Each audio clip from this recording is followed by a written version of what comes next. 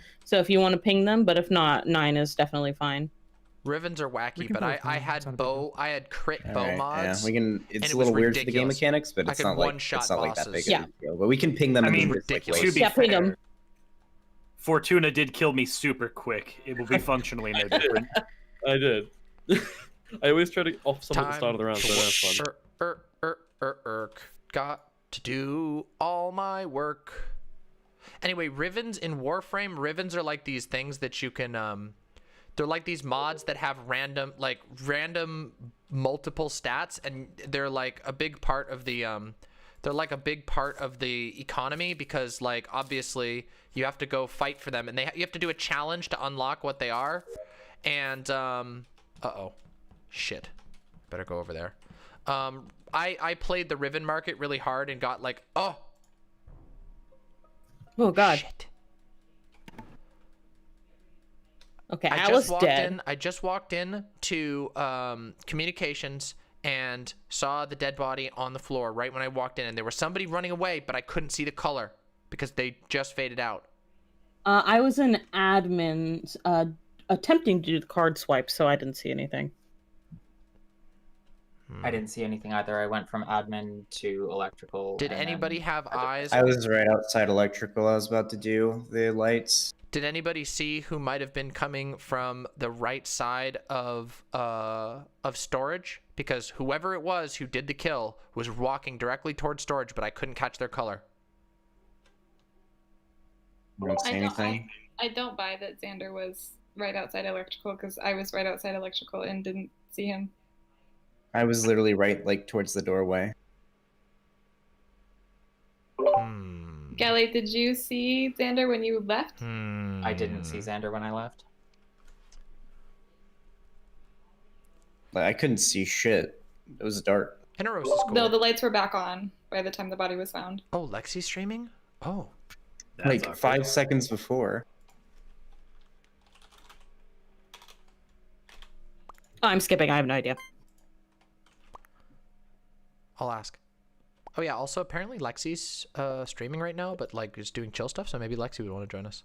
I thought... Oh, wait a minute. I accidentally hit confirm ejects, not confirm votes. That's okay. Oops. Oh no. Again, We if somebody should wants bring to Lexi. ping Lexi, yeah.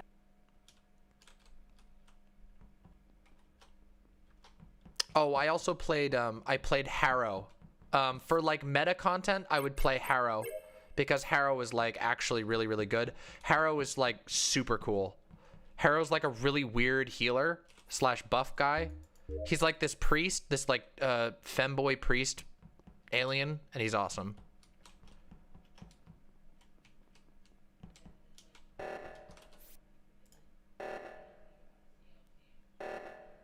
Eneros has a prime frame? Oh yeah. Oh, I also played what's his name? Hydroid. I played Hydroid occasionally, because Hydroid could get you let you farm certain things really easily. Oh, shit. Hydroid had this thing, this special mod you could get that made it so that his ult would shake loot out of people, which means you could farm certain things really easily with Hydroid. So I played Hydroid a lot in order to farm up stuff to sell for platinum. A lot. I did that a lot. Again, you can tell I like to play economies in a lot of MMOs. Yeah, he was a big Kraken boy. His skins kind of look dumb though. But yeah, as far as ones I really liked to play, I really loved Mesa. And I really loved Ivara, and I really loved Oberon. Wait, who was Oberon? I'm trying to remember Oberon. Oh, I like Titania. Titania was really fun too. No, I don't think Verm invented. Oberon. Oh yeah, the paladin guy. Oh. Titania is really fun.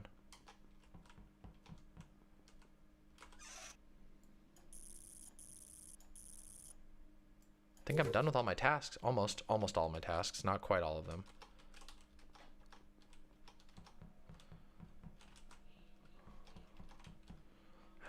I hope I don't find a dead body or die. I don't want to die. Oh. Okay, I call the meeting. I was literally about to hit 10 on the count to 10 reactor thing when called this fucking meeting. Okay, All right. Riley, what's this about? Okay, I call the meeting just because I want to say that. Okay, no one's like called a meeting for a while. No bodies being found or anything. So I want to make sure like we're not getting double killed constantly by people by the Well, imposters. nobody is killing, it seems. I know. Apparently, we had some. We had a small and also debate I in want the to say that beginning, I've finished all my tasks bar 1, which is med scan. I don't know if you guys play with like tasks on or off. So like, you know. Visual tasks are off, but if anybody else has med, they can use it to confirm stuff. I'm almost done, so yeah, I don't know. These imposters better get on it. Yeah, I'm done with It was all my chill, but it was tasks. very, I've it got was like very maybe 3 left. beneficial. I'm skipping because do I have from no time to idea. time, It was Adam. only Atlas. Anyway, you fucked Galley, really. Nice job. Avenge me. Huh? You fucked her over. Yeah. Now I have to count to 10. Because she was again. counting. Oh, true. Who else did I play? In that I don't game, know how hard there's so counting many to 10 frames. is. I'm trying to remember. Once them all. again, asking you to count to 10. Oh, Atlas! I played the fuck out of Atlas. I loved Big Rock Boy, Punchy Rock Boy. I played Atlas like crazy. Do I? Oh, wow. That's tough. That's very tough question, Nibiru. I guess I'm a boober person, right? I guess that's what I like most. Boobies. I've always been a big fan of those. Also, somebody asked me another question, but I can't remember what it was now.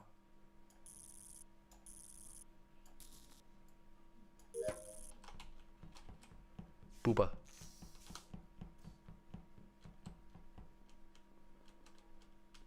Yeah, if anybody spoils, but I didn't know that anybody did. I didn't even see it, so I don't know.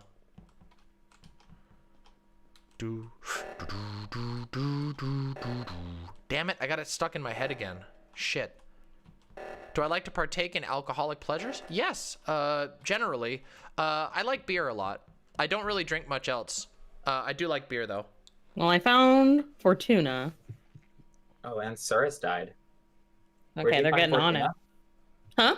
Where'd you find Fortuna? Oh, let me check the map. Yeah, I like beer. We're almost done with I'm tasks. almost out, actually. Ghost, make sure you're doing tasks too.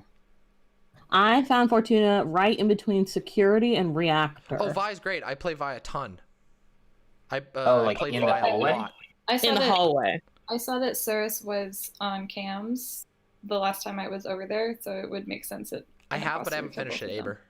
Okay, I can probably clear. I can clear Denims, because she's been around me a lot and hasn't killed me. Same for me. Like I've passed Denims alone multiple times and she hasn't killed me. Yeah, and Rory. Rory did run up to me and didn't fucking kill me once. So I don't know. Maybe Demon Mama or Galley, because I haven't seen them, but that's about it.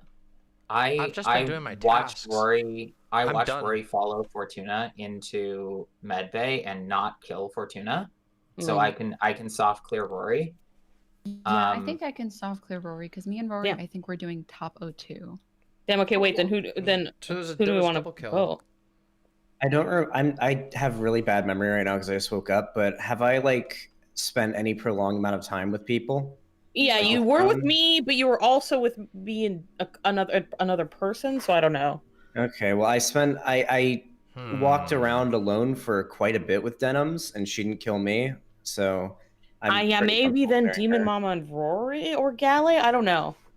Yeah, I think it could be Demon Mama. I mean, if you want to eject me, it's fine. I have finished all of my tasks, so if it would make you feel better, but it might put us closer to the end. I still think that it was Vanderhall because he thought that the lights were off when they weren't. The lights were off like 5 seconds before the meeting was called. Mm.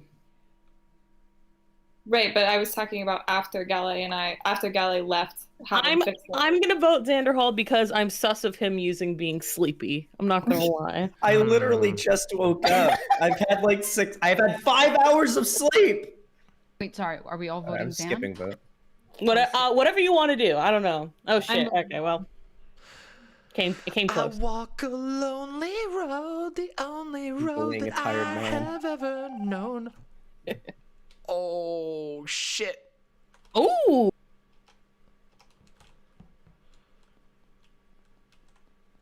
I'll have to check that. That looks like my own tweet.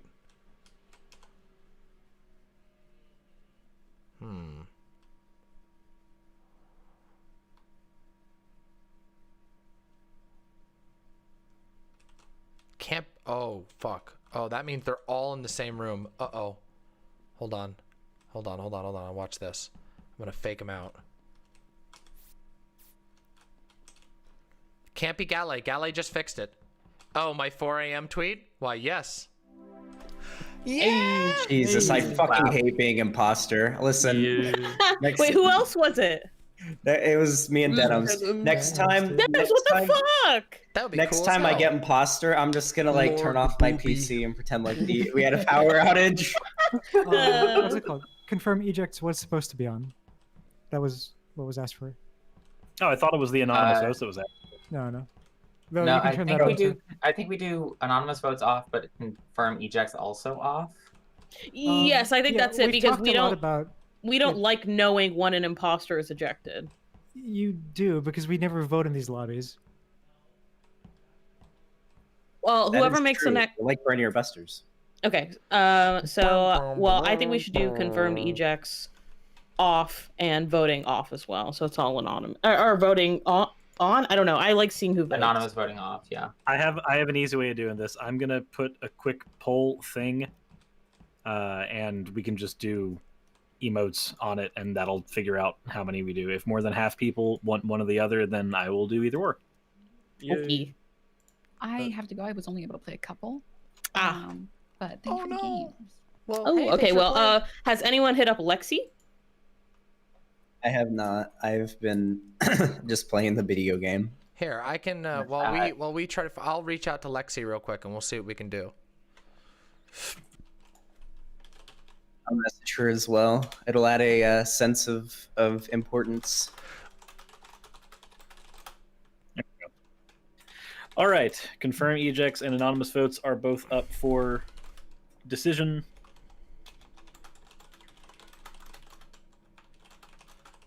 Is the middle finger a no? Middle finger is no. Thumbs up is yes. Why don't you just do a thumbs down? I couldn't find it. And middle finger was in my recents.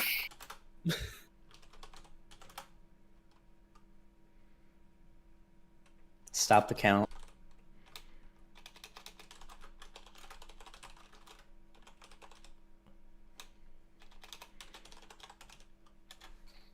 One person has not voted on confirm ejects.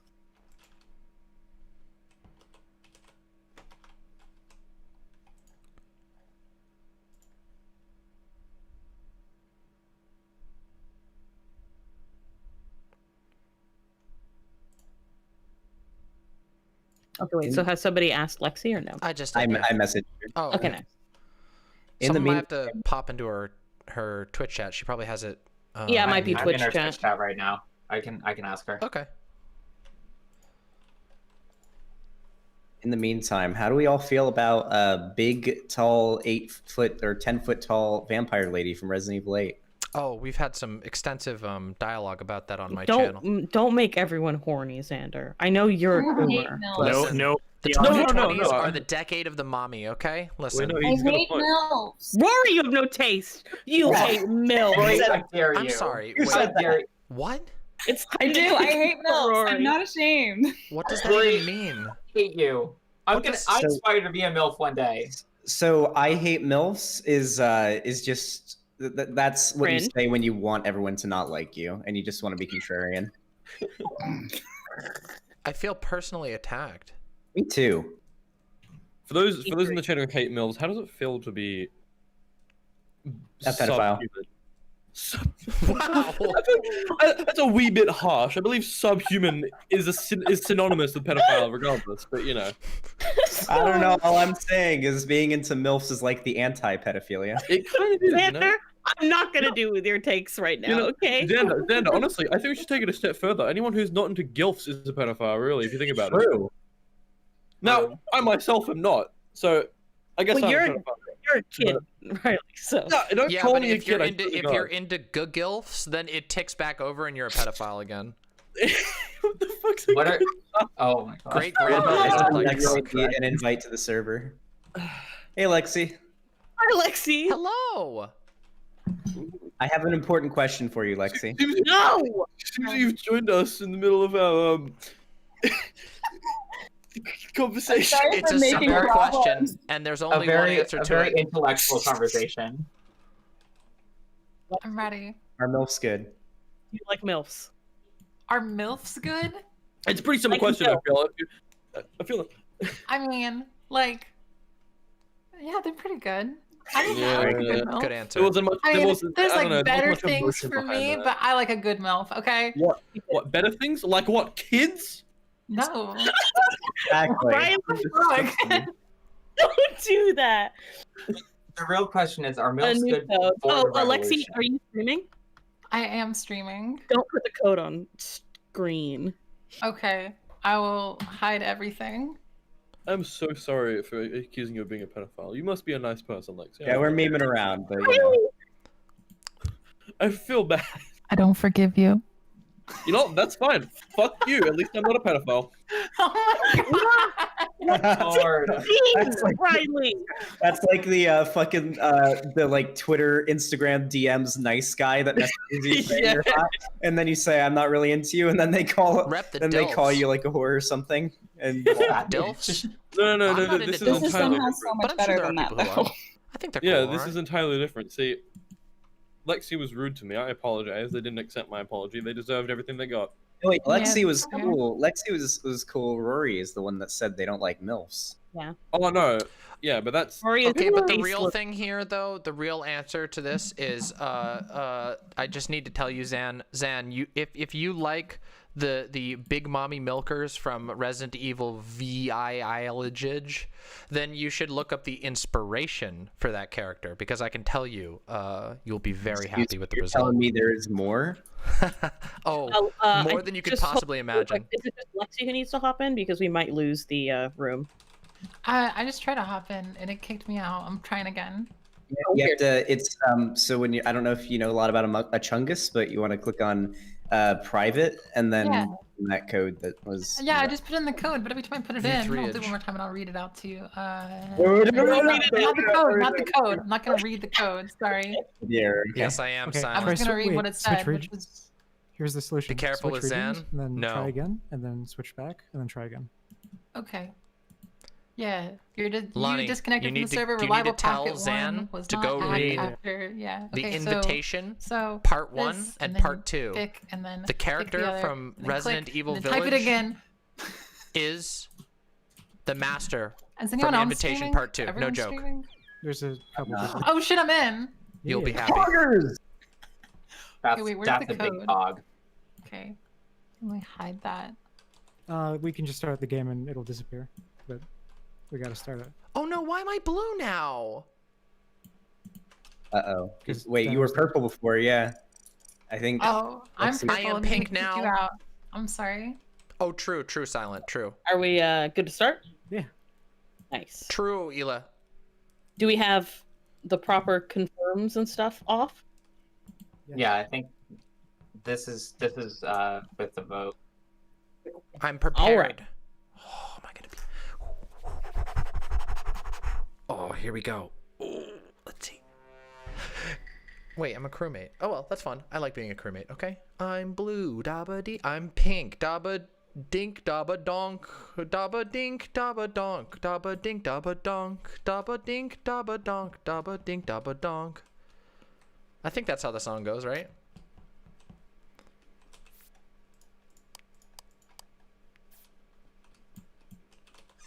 Oh, dingus. I'm gonna die, aren't I? I'm dead. I'm so dead. Nope, not dead. Lexi has not killed me. Oh, fuck. Wait, what the fuck am I supposed to be doing here? Hold on.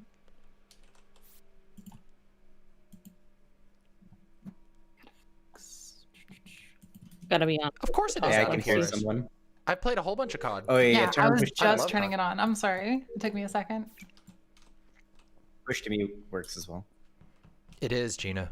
Shh, don't tell anybody. Listen, I wear my inspirations on my sleeve for the most part, okay? What? Cancel me for being horny, okay? Fine. God. Oh no! Why? Who did that? That's so mean. It was in electrical. The last person I saw in electrical was Vermin and Lexi, I think. I was actually nowhere near electrical though. Okay, maybe then it was maybe it wasn't you then. I don't know. I just realized you both have horns, so maybe Who is currently in admin? Me. I am in admin trying to swipe a card right now. I was about to finish my upload until someone decided to call a meeting. Okay. I had Sirs, passed by Fortuna. Who else was in admin? There was at least one more person. Xanderhall, I saw you in Lexi is admin. dead. Oh yeah, I was doing a task in admin. I've been on the right side of the ship. master all of day. the invitation. Much I cooler. can vouch for Xander. Xander's been with me Okay. like on the right side. Okay, have fun, Galley Elac. was running See you around soon. very strangely, and so was Vermin. I think this is Galley. I think it's Vermin, honestly. Are you gonna? Well, I think this kill absolutely specifically wasn't is me. Galley. It absolutely wasn't me. Like I went from admin up around to O2, and then I went from O2. I followed Did anybody you, in Atlas. admin see Galley go up? I did. Rory I saw haven't me, seen yeah. Gala at all. Yeah, we were both in admin really early. Then this probably was Vermin. Yeah, I agree. I think we should. Why go am I with getting that. a though? Can you actually provide something? Because I was doing my tasks. I haven't seen Lexi. I haven't even been in admin. I was running down the right side, and I had just passed by communications. And was I was about to go to admin, and then the fucking thing went up. So this wasn't me. I swear to God. Xander, It wasn't me, I my swear to dear God. friend, you and I have been on the right side the entirety of this game, I believe. I don't think we saw Vermin once. Riley, I think you were So whatever. to be completely fair, I don't remember anybody that I saw that game. You were like hugging me the entire time. Demon Mama said it was me is because Lexi also had the fucking horns. But if you I want to will vote me, admit that's I am all not right. 100% sure on that. Sure, it wasn't me. You know, honestly, I think we should just vote out Vermin for the heck of it, really. What do we have to lose? I already skipped vote. Okay, well, I'm What sorry. you have to Vermin. lose is the game, by the way. It's gonna lose you the game. We are going to win. I'm so sorry. Oh, we don't have to I, confirm didn't, music. I said honestly. unfortunately. I wouldn't have told you anyway. I hope I didn't make a terrible mistake. I'm dead. Okay, it's probably not Xanderhall then.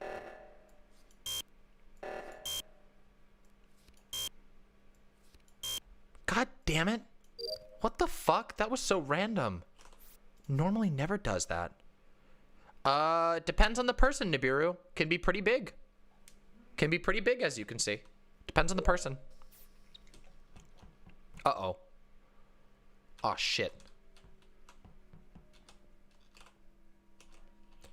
Wow, everybody is in electrical right now. That is weird. That is really weird.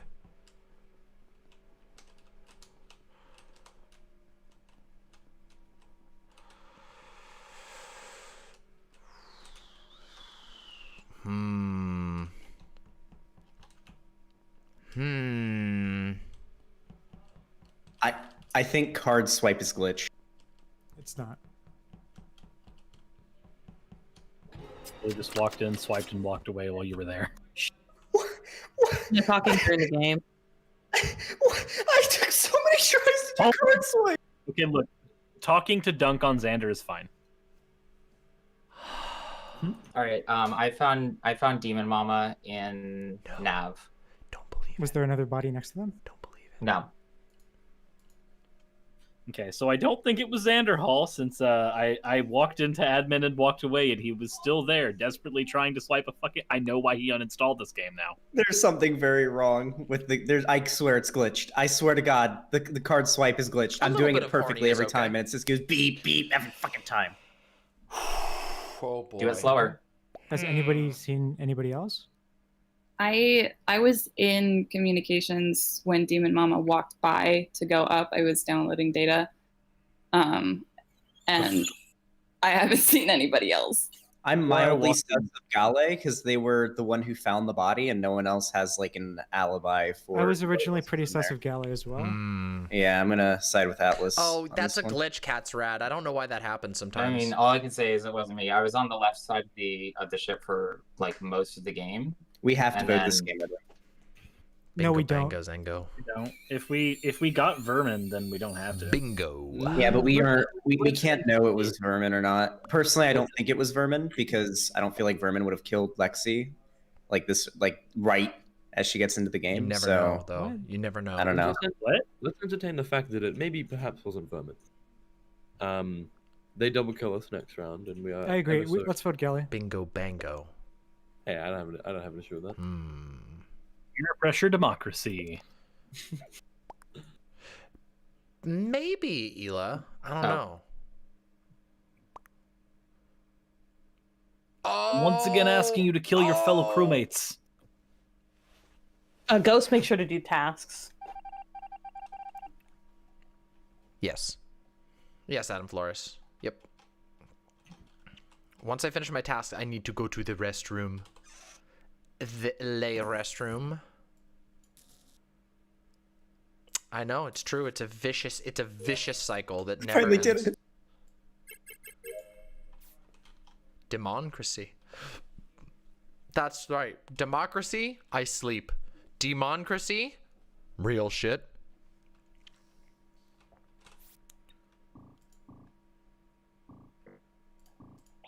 Oops, I fucked up.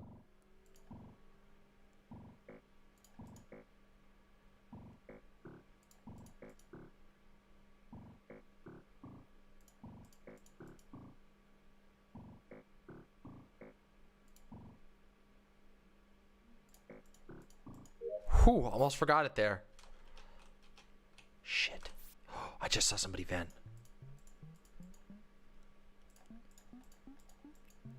Oh. I don't know how that messed up.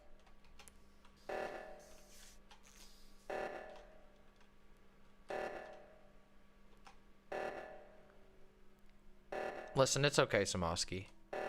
It's a bad time for Coomers everywhere. It's true.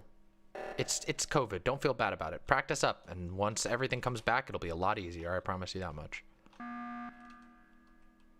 All right, listen up. I gotta pee real Rory is clear. Be right back. I believe Atlas is clear. I don't know about Fortuna. I was coming from electrical doing my tasks, and I know I saw yellow, and I'm pretty confident it's not Atlas. And I saw like the vent close as I turned around the corner. What I'm confused about is why there were multiple people in the room when that happened that didn't notice it. Which room?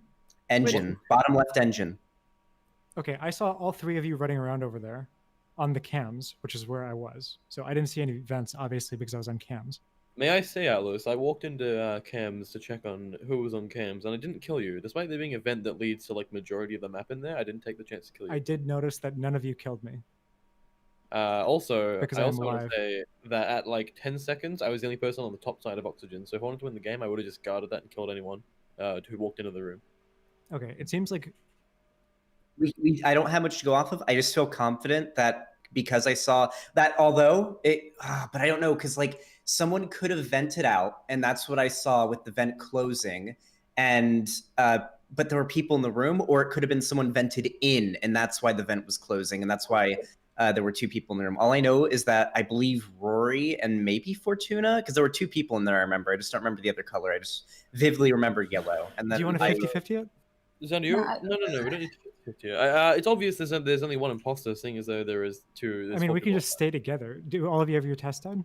Yep, I finished on mine. So we can just group, but isn't that quite boring, man? I'd say. That's boring.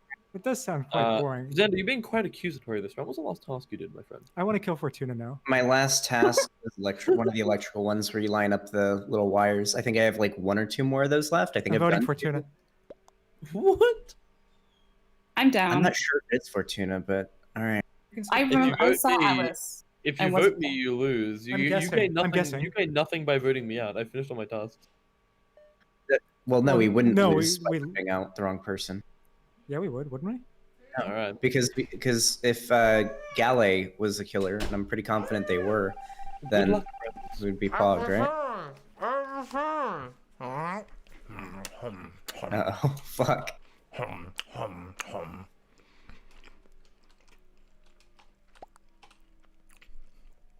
I mean, true. Cuddling is great. Obviously.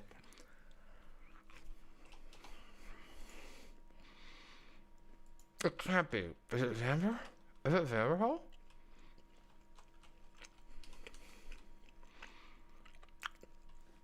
Yay! Acelaces, are you done with your Enjoy your task? food. Nope. Hmm? I'm getting hungry too, but I'll eat later. I had McDonald's for breakfast. It was all right. I died a while ago, yeah. Oh, he sussed my killer. That's true. It can't be Zan. That would be very weird if it was him. Oh, God. All right.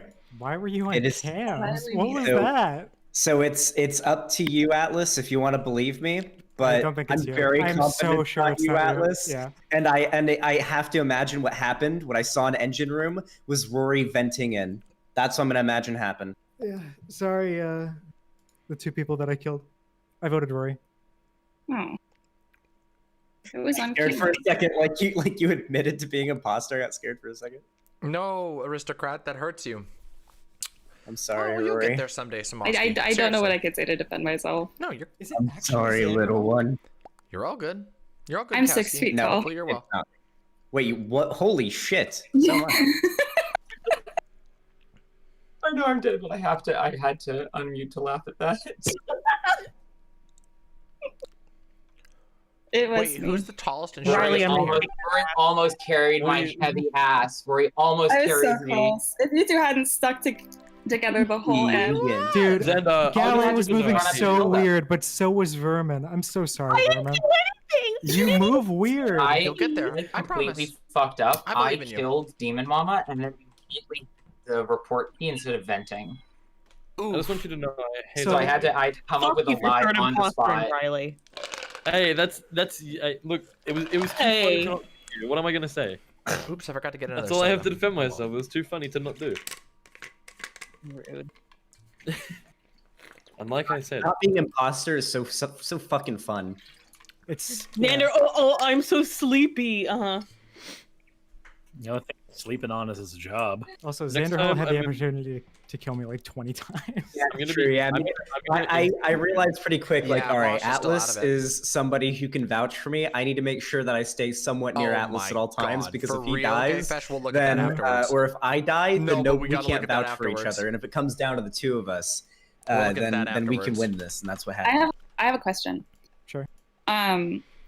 If so, there were only 3 of us left, and I was the only imposter. If I had just walked up to one of you and killed you, would I have won? Instant win, Yes. yeah. Yeah. Oh my Wait, God, I'm so so when glad. Yeah, the Rory. amount of survivors, when the amount of wait. crewmates is equal to the amount of killers. So if there's I two, didn't know if I would be disqualified for killing someone So in Wait front a of minute. someone. if Didn't you want Rory- a Sorry, real fast. Didn't Rory vouch for Galley? I did. I did. I'm so Stupid dumb. name. Hi, Seth. You know, Good say to in- see we- you. we We're did playing a happen little to be bit in, of in Chungus, admin and then we're together. gonna I do just some more didn't Sure, get we to both identify as vented in Atlas. admin. I'm curious whether or not I hallucinated this. Rory, you vented into engine room, and that's what I witnessed, right? Yeah. Okay, yeah, because I saw the vent close, and I thought, okay, someone just vented out of that room. And then I came in, and I had full line of sight, and I saw that, I remember seeing yellow and then someone else. It might have been Fortuna. I don't know. I don't think it was Atlas. And I was like, okay, but I feel like I can clear Rory now, because if someone vented out, why would Rory be there? And I forgot that the animation happens when someone vents in, too, so. Yeah. I like are we- Sorry, Fortuna. I was so sure Xander Hall. Don't was clean that apologize when to you, him. I hate you. I hate you. Don't both. apologize to him, I it's will. fine. I will give both of you when I'm imposter next. Do you want to do another round? Yeah, I was just waiting on the conversations to. Yeah. Okay. I'm ready. Yeah. Nice. Watch your back, Xander. Snack I'm time. just sitting here modding a dart blaster. I can hit buttons. What? Oh. Oh, Two Oh, people Oh escaped. no. That's let's all restart. part of my plan, just as I said. Can I you would- guys, can imposters call O2? yeah, whoever's imposter, suffocate us. Kill us Yeah, so we just can kill us all. restart. Sure thing, buddy. Nice. Hello, Rex. Thanks, Rory. Thank you. It's kind of BM Fortuna. Come on, man. I didn't do anything to deserve that. What do you mean? I told you. Next time I'm imposter. Yeah, that's You how didn't we can. get me though. We can metagame. It We might can happen. metagame this now because we know who hates who after the last game.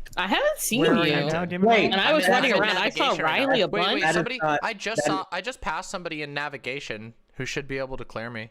Demon Mama, I spent the entire fucking game this round on the right side of the map. I didn't see you once. Yeah, I didn't see you at all. I'm sorry. Right now. Somebody just saw me in navigation. I think it was Fortuna. Wait, who's this? What color is this person who's Demon Mama is pink. I saw Demon Mama in nav. That's true. Yeah, I'm not lying. Okay. I don't think this kills Demon Mama. I definitely do. I'm voting Demon Mama. Maybe I'm simple. Yeah, I don't know. Yeah, I don't know. The timing doesn't really make sense. I ran around on the right side the whole it time. I saw doesn't- Fortuna. I saw Xander Hall. I did not see Demon Mama. So that's what makes me sus. Was Rory in the very back of electrical? Yeah, I think like the back right of the electrical. So it's reasonable that people would have just walked by electrical without seeing Rory for a while until Lexi walked in and saw it. Zan's Yeah, that's true. pushing sus on me pretty hard. It's weird. Yeah, it is kind of weird. You guys can suss me if... I'll vote Zan next time, alright? I think we're in the clear. Cirrus is molding like a dart right now. I'm literally sitting here with a screwdriver trying to figure out which piece is supposed to come out of this. I'm so sorry. It's okay.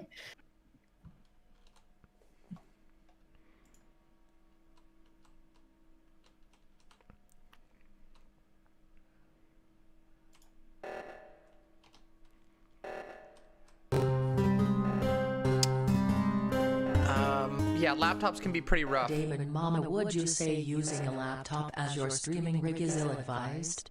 Unfortunately, yeah. Assuming you're using a better webcam and mic plugged into the laptop? I would too sus.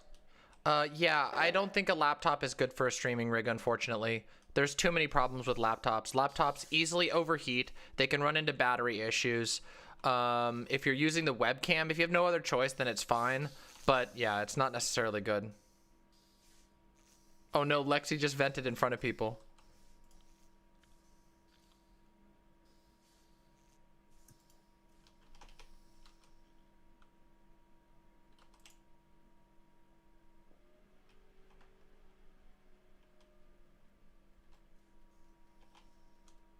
Yeah, no problem.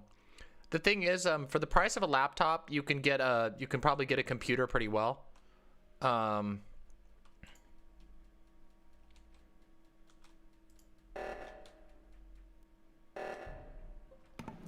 Oh, well, that body was in admin. I haven't been by there.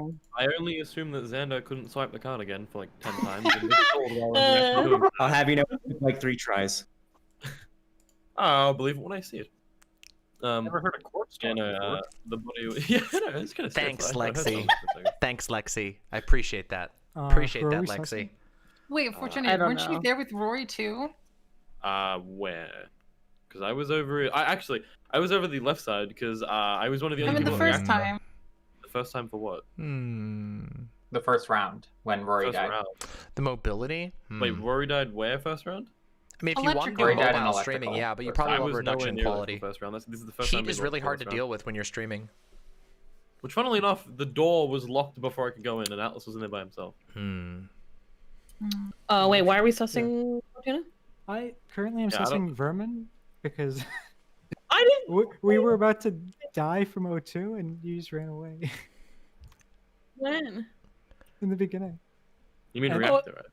Chances are, I just wanted to get my task done. Please don't suss me. I didn't do anything. So I think at that point, Vermin. Vermin was on electrical, not electrical, but wires. And because I was passing by that exact task when there were 10 seconds baby. And also, Fortuna and I were the ones that did reactor at like however many seconds, like 2. We had 5 seconds left. Yeah, I was like, because I was in admin maybe the I'm a first class one. trader. I'm like, oh, it's fine. Someone else is gonna get that. Maybe I'm a then I class walk over to trader. my card. I see like 5 people at card swipe. I'm like, oh no. No one's doing that. Has anybody seen Cirrus? I swear to God. Has I saw anybody seen someone Cirrus? running around. He was with me a couple I'm times so and didn't naturally kill sus. me. I get I wanna kill blasted Vermin out so Cirrus so frequently. I swear to God, I never practice as imposter. I solemnly swear by this oath that I will follow you into. Riley, if you third imposter, and I swear to God, I'm not third I will imposter, still hit him with my killing killing. Yeah, you're right. Cyrus, you got it, buddy. What did I do? Vote. I think fuck you all. This is a witch hunt. It's not a witch Cyrus hunt. is dead. I like Atlas's voice and color. We're still gonna be able to win. It's really the only reason I'm following him. I swear to God. What?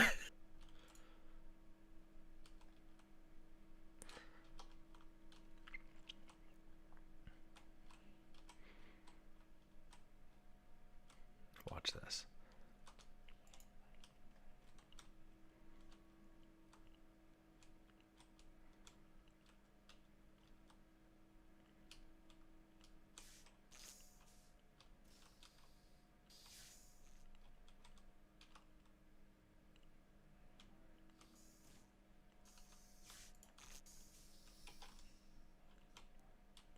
Yes, it worked.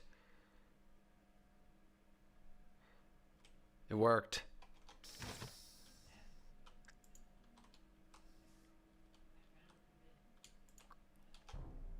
Fuck. All right, I just saw. So, I the saw moment the I got vent. lost- You saw the Yeah, vent. yeah. You saw the vent, right? You saw the vent, right? Yeah, but I didn't Yeah, see In medbay, and then I checked the cameras, and there was a dead body above medbay. So.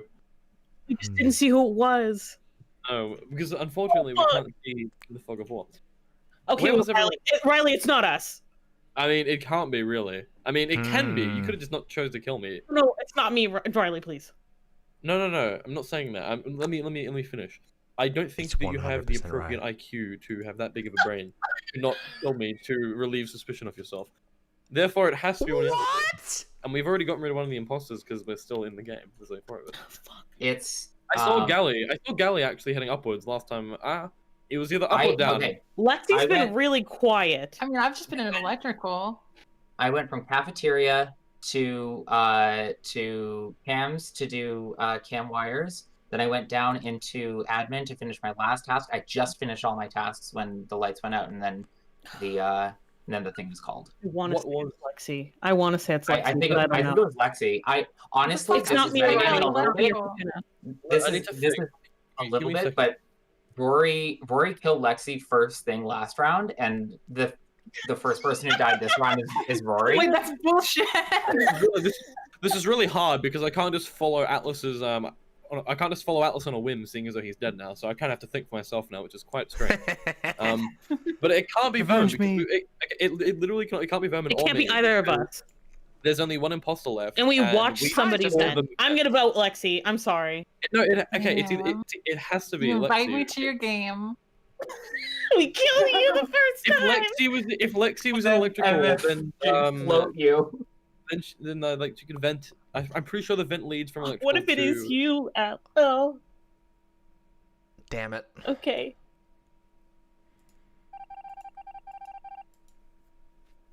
Do we win? Hey. Lexi, if you didn't catch me in that hallway, I was about to report you. Bullshit. Yeah. All right, we did good.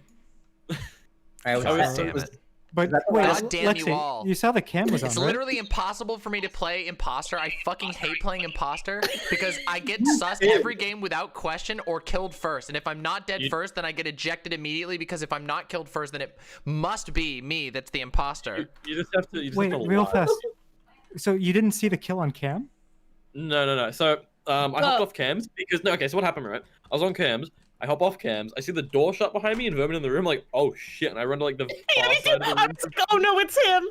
And then Simon went like this. We're both like, oh shit, it's them. And then like we see the fucking vent open. Like, oh thank God. Because I saw the cam was on when Lexi killed Yeah, me. no. I hopped on the cam like after the vent opened. I'm like, oh shit. I'll get him But I one of didn't these see the times. kill. I I'm just see gonna a body out fucking there. clean up everybody. Yeah, Get my Lexi, did revenge. you see that the cam was on? Do you know how that works? No, I fucking have no idea how the camera works. I'm very new to this game. If you ever You look did at pretty the- good. You did pretty good. If you ever look at the camera Boing, interface, boing, you'll boing, see boing, where boing, they boing, are, boing, but, boing, like, boing, those, boing, boing, boing, boing, boing, boing, boing, boing, the- boing. the floors with Boing, boing, boing, boing, boing, boing, boing, like boing, boing, boing, divots boing, on boing, them, boing. there's usually a camera and it blinks when it's on. It's like Yeah. it's usually like it's all the junction. Holy shit, the dank of kicked different me, or kicked D. different hallways. Okay, yeah. Where they all meet up, and you'll know if someone is on cam when the red light is blinking. Also, you hopped back in, Galley. Are you done or? I'm gonna go stream some Pokemon. Yeah. Bye. Go stream Pokemon. Have Thanks, fun. bye. Be Thank you. safe. Take care. I actually have a suggestion before we move on. So we often have a problem where maybe like 30 minutes into our Among Us play sessions, a few people will leave and we're down to like or less people. And obviously people enjoy playing and doing like the party game stuff. So I was thinking there is another party game that is also moderately popular that requires slightly less people than Among Us called Phasmophobia. I know Lexi has it and I've been interested in playing it. So we could possibly use Phasmophobia as a backup game should we reach a point. That's true. Yeah, because we haven't been getting as many sub-ins the past couple of times we played, because usually we'll have like 10 and then like 3 or 4 people who are waiting to cycle in, but we haven't. So yeah, that would be a good idea. Fast Popcat. So if like I'm totally down for that. Like for those of you guys that don't know, it's basically I believe the max group limit is 6, so that's like basically like a good amount. And it's a ghost hunting game. Basically, like I thought it was 4. Is it 4? I could have sworn you could do more than 4. Ooh, You might good be idea. I've only seen 4-player groups, but I also don't own the game, so I don't know. Yeah, I don't have it yet, so I'd have to. I'd be able to do it next week, but I would have to install it and stuff this week and buy it and everything, and I'd prefer not to do that on stream. Yeah, no, it wouldn't be like tonight, but maybe. Yeah, but I'd be totally down for that if we want to play other games too. Yeah, mostly like I think too. like large party games are the best idea for it. Hell yeah. Okay, Yeah, sounds that'd be good. fun. Yeah. So are we gonna stop for now then, or? 'Cause we only have 7 people right now, unless we can find somebody else. Yeah, we got 7 people right now, which makes the game unbelievably easy for the imposter. So, yeah, I don't know. Unless we have nobody to sub in, I guess this could be good. We've played for about an hour and a half. Yeah, that's been fun. I mean, it's been fun. Yeah, It's a shorter day. yeah. Yeah. It's all good. We can try again next week. Yeah. All right. See you But guys yeah, in, next week we'll have the a week. backup of Phasmophobia, which would be really fun because it'll shake Yeah. up the Murder Mondays, but still has the same theme. I And think- I'll try and see if there's any other games I can think of too, because I've played some pretty fun party games in the past that. Town of Salem is a really fun game, by the way. That's true. Yeah. The only issue is Among Us, I believe. Wait, Among Us is like $2, but Phasmophobia I think is like $10. Oh, it's not a big deal. I can handle that. Yeah. Well, yeah, we'll see who wants to play it, and yeah, I mean, I'm down. Other social deduction games, like as I said, Town of Salem is super fun, but Yeah, we could definitely do Town of Salem. That would be pretty fun. There's Hell yeah. always League of Legends. I sure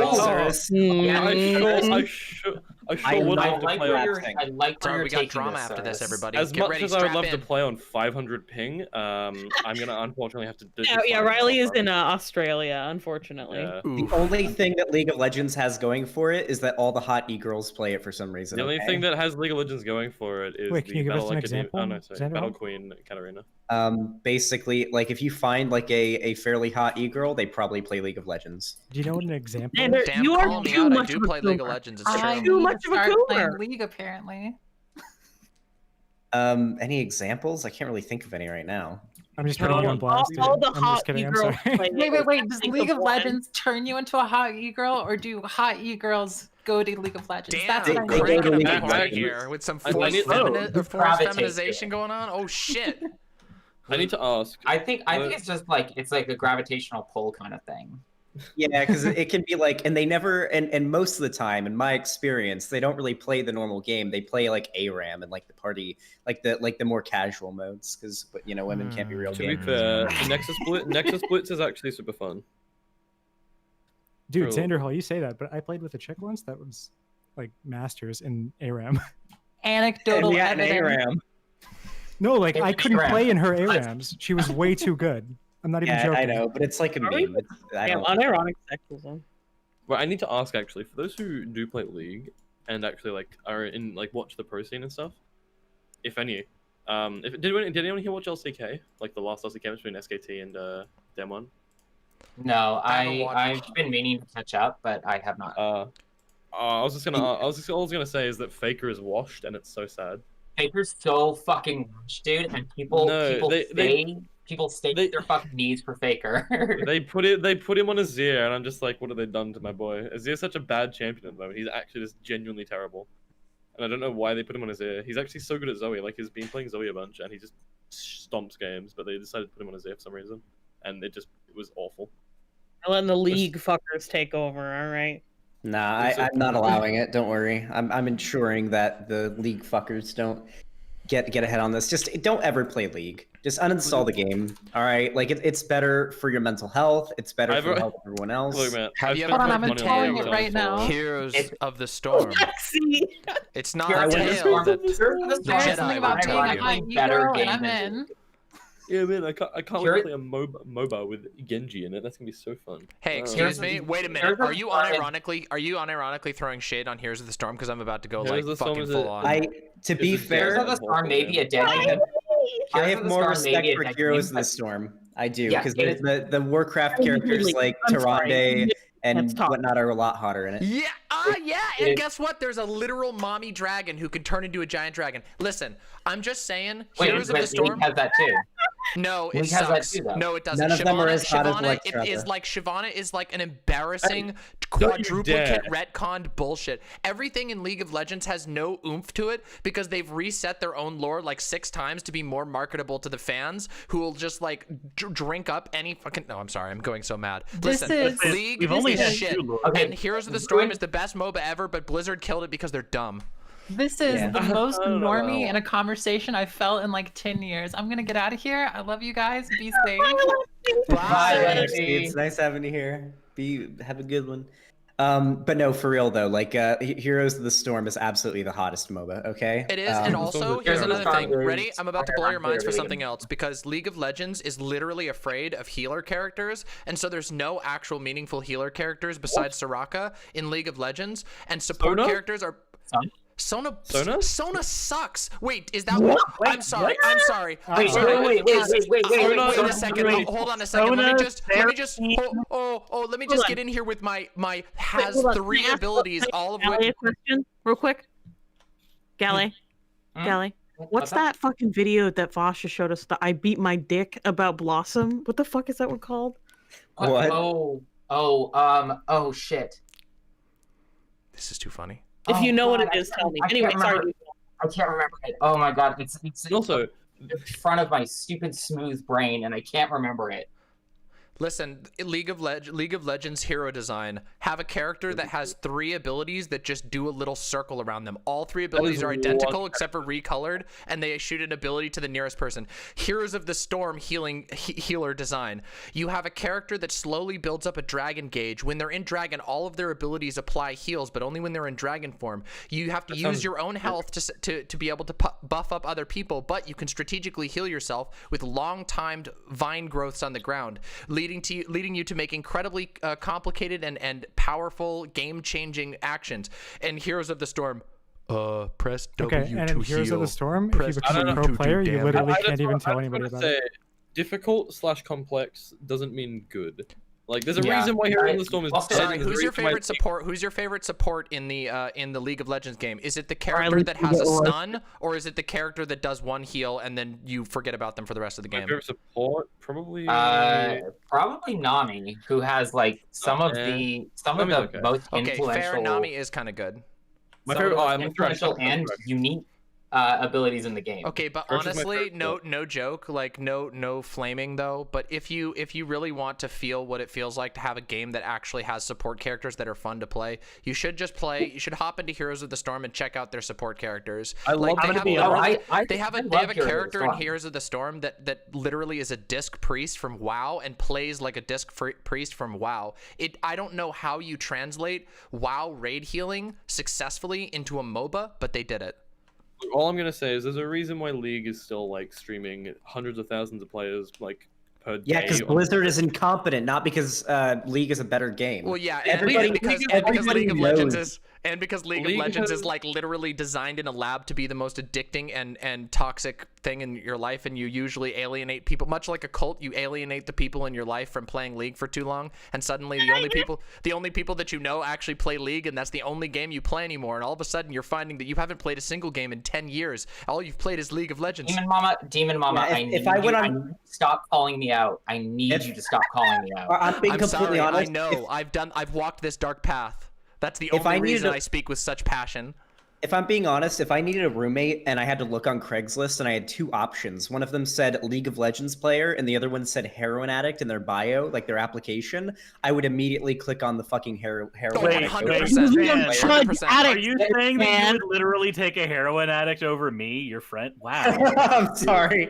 Wow. Honest to God, as a fellow League of Legends player, I would pick a fucking serial killer over a League of Legends player. Well, here's the thing, what's though. the difference? Really, especially if they're a man. Here's the thing, though. Heroin is a true, downer. League of Legends is an upper. So at least a heroin addict is less annoying to have around. League of Legends an upper. Okay. Yeah, because it makes you mad. And like, this is something. This is quite a And downer. I understand that half of your complaints are because you're fucking bad at the game, and I know this because I've played with you. I am actually very good at the game. I catch my axes all the time. Oh no, do you play Draven? Oh no. Oh yeah, that's another thing. Wait a second. That's another thing that happens in League. There's like 400 characters that everybody hates and says is the worst character in the game. And League players, I'm not kidding you. Like, sorry to psychoanalyze you all, but League players do this every time. When they meet other people who play League, they ask which character they play, and then they both go, "Oh, disgusting! Your character is so bad. You have a small penis because you play that character. You're dumb. I hate you. I want you to die." You're misunderstanding my point. I'll have to know I've never been met with such ridicule for who I main. Wait. So Draven's just a really difficult character to play. So what? Jace. I mean Jace. Oh, Jace! Oh, that pretty boy up in the top lane, the broken character who ruined season 4. Oh my god!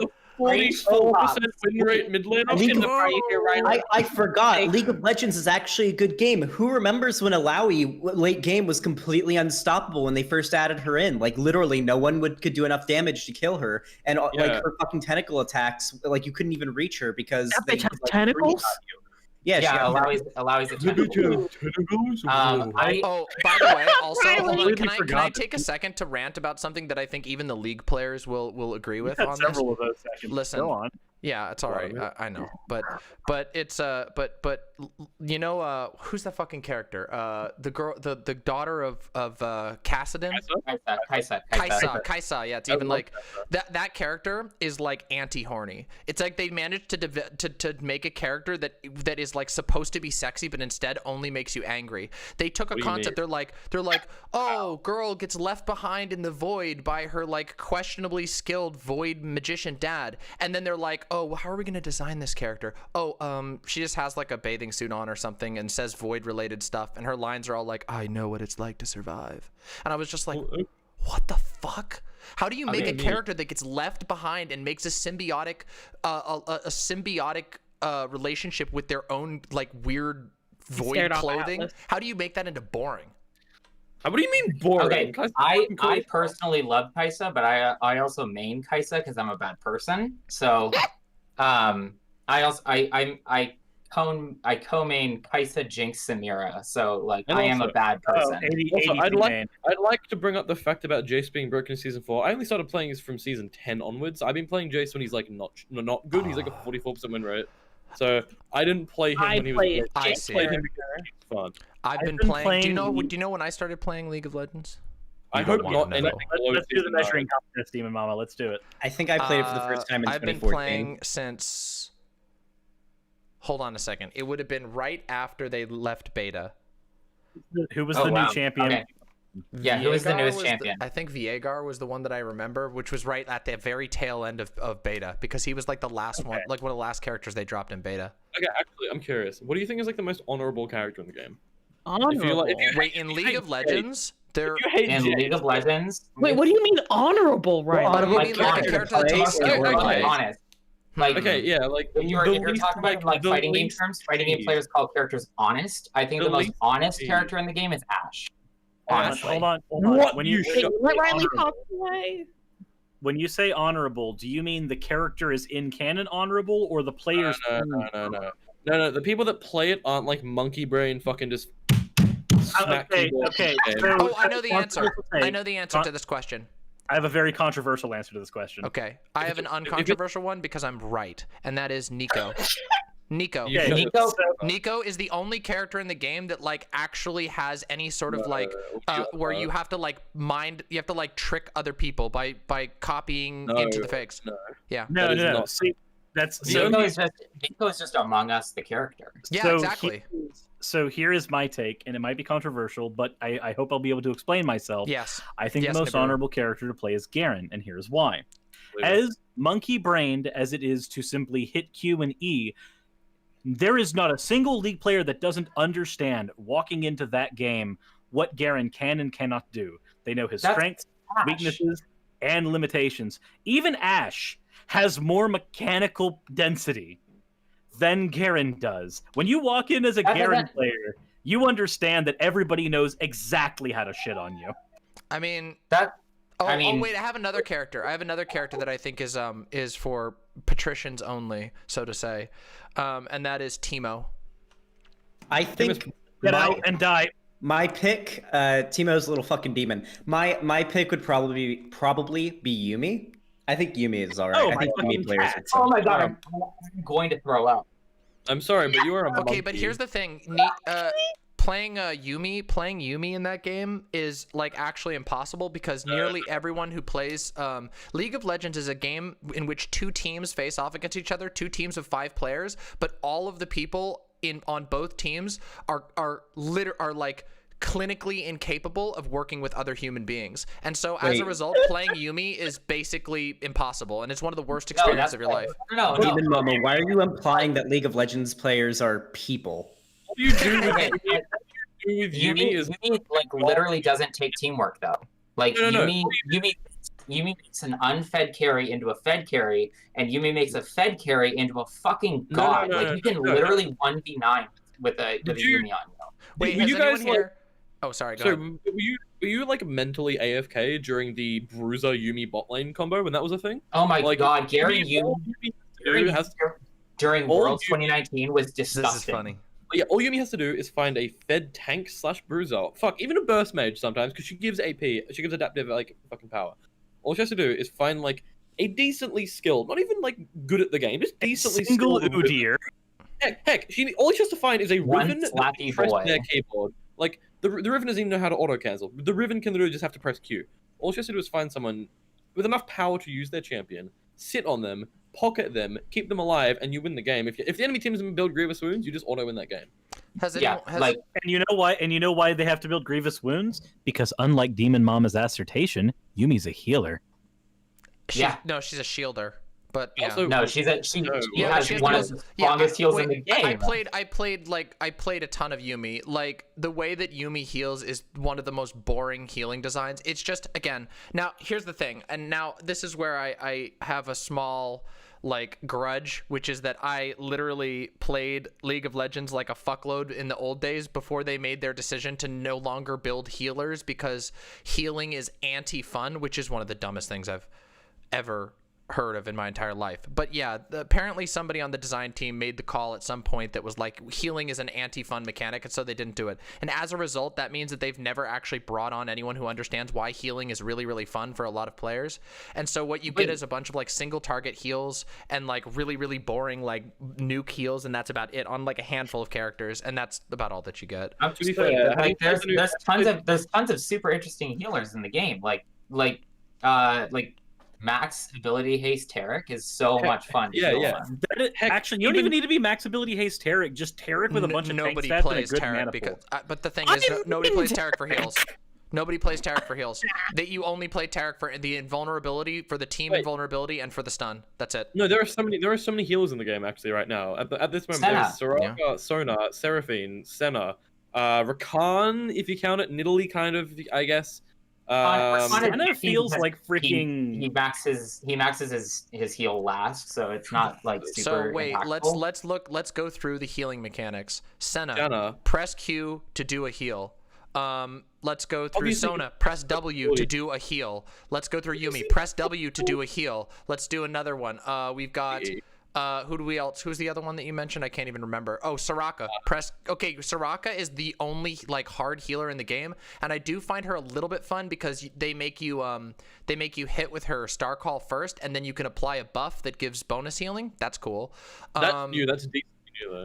Nidalee. Press W to instantly heal. All the healing design is just straight up. There's nothing. There's just nothing going on in their heads when it comes to that. Have you played new season? Have I played this season? Yeah, I have. Okay, what do you think? Wait, so you said with Senna, her thing is literally just press a button to heal. Yeah. But while that's true, her heal also doubles as an attack. Yeah, but that's okay. That's like, but it's like if you're building a healing build, you're never going to use it like that, and it doesn't do enough. No, that's but you do. Completely untrue. But you do. Here's what I think is happening. Here's what I think is happening. So, Demon Mama, I believe wholeheartedly, as a fellow League player that absolutely fucking hates this game, I believe there is a grudge against League. I know there is, because there is one for me as well. But I believe that you've done a thing that I have done in the past, which is when I have found a game that does not cause me the same stress, because I've done this with card games, I will find every reason in the world, valid or not, to hate the game that I previously played, even if those points are completely and totally invalid. I mean, I appreciate the free therapy session, but you were the one who said psychoanalyzing us, actually. I mean, well, but you literally just the thing I said was that all League players hate the game and it causes them misery, and then and then you just literally said exactly that.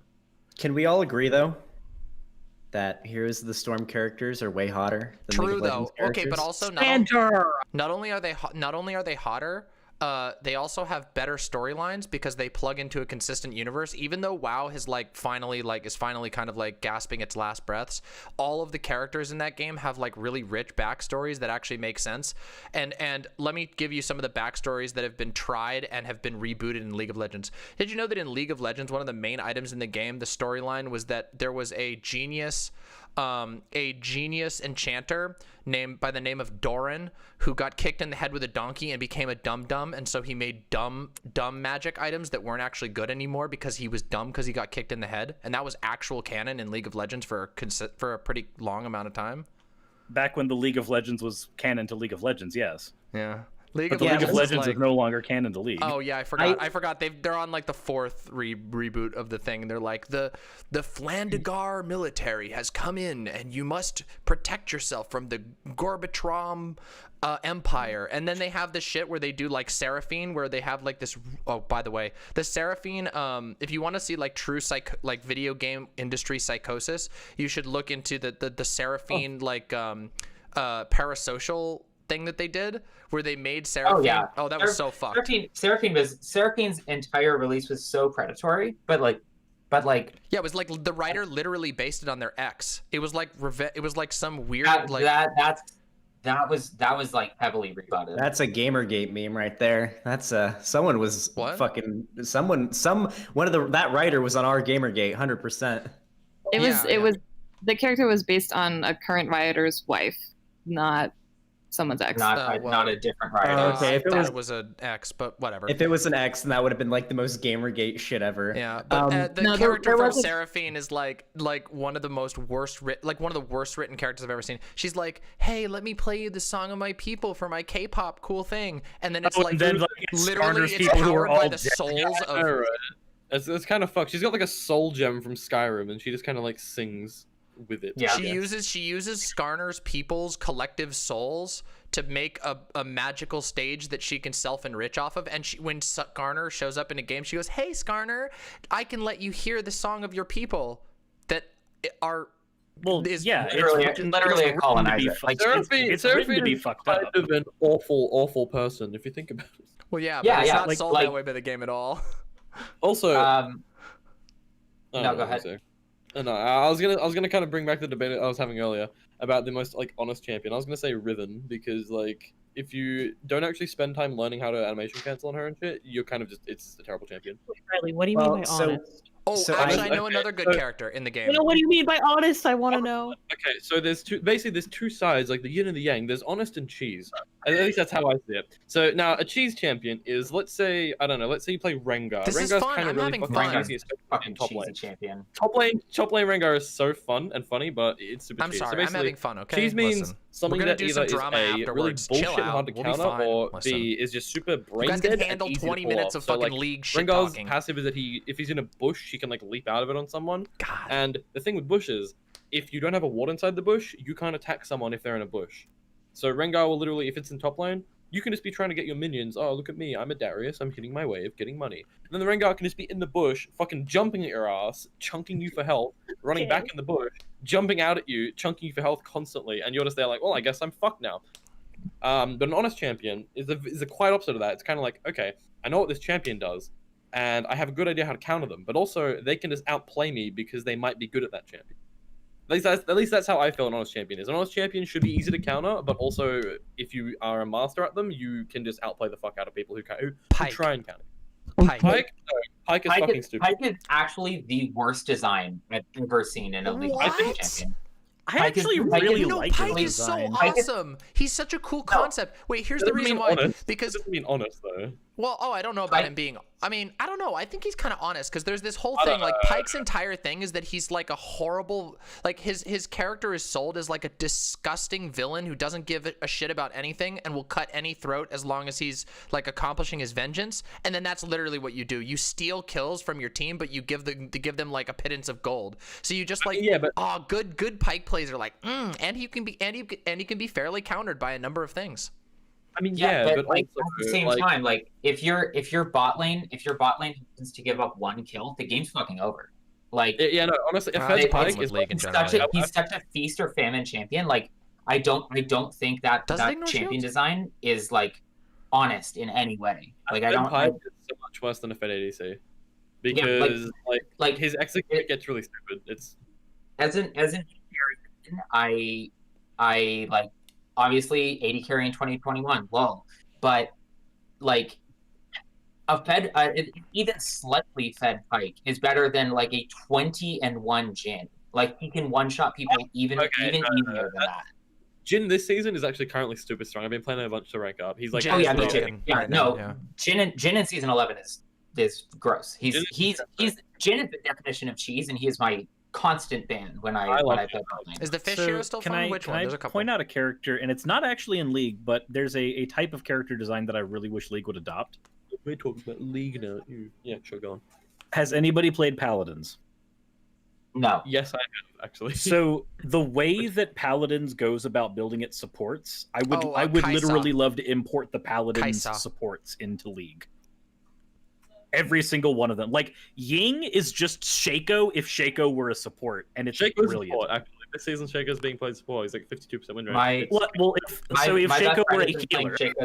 My best friend has been playing Shaco support for the last, 3 years, I think, and, Shaco, stomps on it almost every time. Can be a healer now with Moonstone. Moonstone's super OP, actually. Yeah, Moonstone's disgusting. Like, dude, Lilia with Moonstone is disgustingly fucking strong. Teemo support with Moonstone? Nah, I don't know. I feel like Leandry is. I've seen Teemo support with both Moonstone and with Imperial Mandate, and it's gross. It's really gross. I feel like my chat is about to is about to have an uprising and tear me limb from limb because they hate the League of Legends talk, or at least half of them do. However, I will say we got to move on to another topic. I will say this as an olive branch to those who are still walking the dark path of League. At least you're not playing Dota 2. True. True. Yeah, fuck Dota. True. Yeah, League of Legends players may be children of the lie, but at least they aren't playing Dota. Yep, it's true. What? I'd rather play Dota than Heroes of the Storm, though. Well, you're just wrong. So maybe you should play. Maybe you should go check it out and see what actual hero design looks like. I would rather play. I'd rather play Heroes of the Storm. I'd rather play Heroes of the Storm than League, but nobody plays Heroes of the Storm. Jokes on you. It does suck that Heroes of the Storm. You want to know what's? I'd rather just. You know what's really sad? That they killed that. Like Activision literally killed the game right as they added Deathwing into the game, a character whose design is just like. Everyone was scared to do it, and they actually did it. The motherfuckers made a character that is fucking enormous and refuses heals. You literally cannot heal him, except for a few really sneaky ways you can get around with it. But you can't heal him. He refuses heals. But as a trade-off, he has fucking damage plating like a real boss. He's huge. He's scary. He has all kinds of fucking crazy heavy abilities. And the game died because Activision was like, this can't make us all of the money in the world, and we don't want to do esports. But yeah, anyway. To be fair though, Demon Mama, I have to correct something you said earlier. you said that WoW was like breathing its last breath. WoW's actually doing extremely well right now. Shadowlands is getting very well received. Yeah, I've actually had a lot of fun in Shadowlands, honestly. I just mean that, like, I don't know.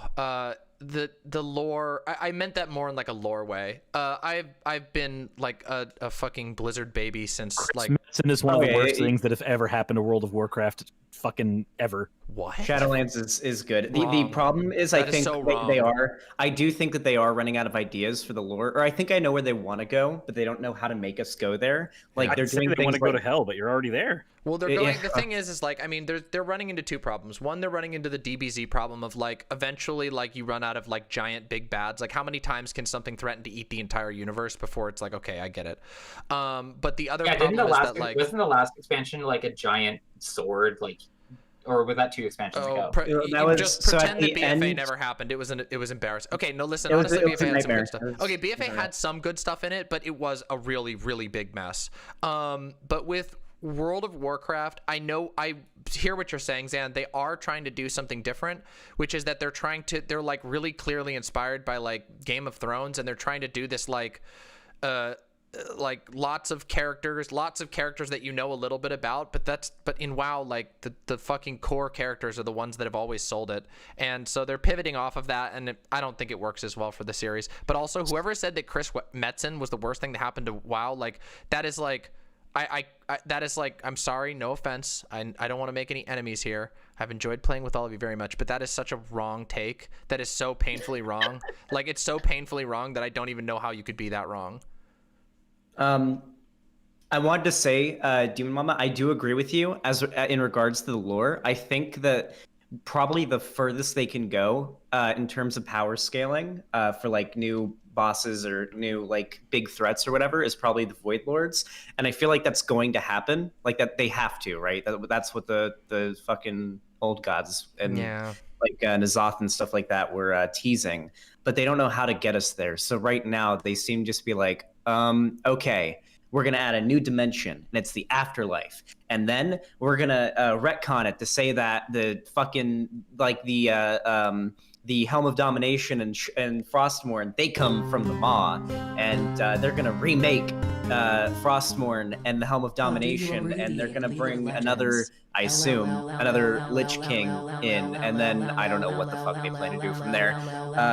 Yeah, I feel like they're trying to bide their time until they do like the Void Lords, and beyond that, I can't imagine what they would do.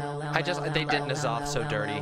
They did N'Zoth so dirty. All right, I'm gonna go stream some Pokemon now. Thanks for the games, everyone. Bye. Yeah. I'm gonna head out, and I'm gonna go do some Sam Seder versus BadFaith pod drama. So have fun. Nice. Have fun, everyone. And it was good talking with you.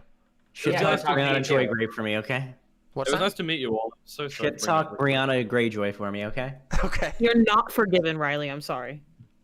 It was fun. It was fun. I had fun talking with all of you, even if I'm a giant shit talker when it comes to League. But who isn't, right? League of Legends is. Anyone who's played League knows that League deserves all the shit talk it gets. Okay, I would like to leave us all with one quick hate or love, Samira. Oh, hate. I play her, but I hate her. Hate her? Yeah. I don't even know. Like, Samira ult with Collector, I got a Penta without even fucking trying, because I had Collector and I ulted. She's banned in every single game I've ever played, so I don't even know.